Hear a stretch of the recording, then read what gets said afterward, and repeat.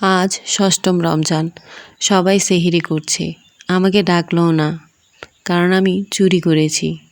শ্বশুরবাড়িতে মাছ মাংস রান্না করলে আমাকে দেওয়া হয় না। গতকাল আমি নিজ হাতে মাংস কষিয়ে রান্না করেছি। রান্না করা অবস্থায় জিভে জল চলে আসলো।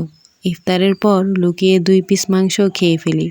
কিভাবে যেন আমার শাশুড়ি টের পেল, আমি না খেয়াল করিনি। হঠাৎ কোথা থেকে এসে যেন দৌড়ে আমার চুলের মুঠিটা ধরে মারতে শুরু করলো। আমার বাবা নেই, মা লোকের বাসায় কাজ করে। কি ভাবছেন আমি আমার কথা বলছি না? তবে বাংলাদেশের অধিকাংশ মেয়ের ক্ষেত্রে এরকমটা হয়েই থাকে। ওরা শ্বশুরবাড়িতে নির্যাতিত হতেই থাকে। কোনো মেয়েই খারাপ বউ হওয়ার স্বপ্ন নিয়ে শ্বশুরবাড়িতে যায় না, তাকে পরিবর্তন করে সেই বাড়ির মানুষ এবং আশেপাশের পরিবেশ। বাংলাদেশে সব কিছুই তো চেঞ্জ হচ্ছে, তাহলে বউ শাশুড়ির সম্পর্ক কেন একটু চেঞ্জ হবে না? সবাই কেন একটু পরিবর্তন হবেন না? সবাই একটু ভালো হবেন না?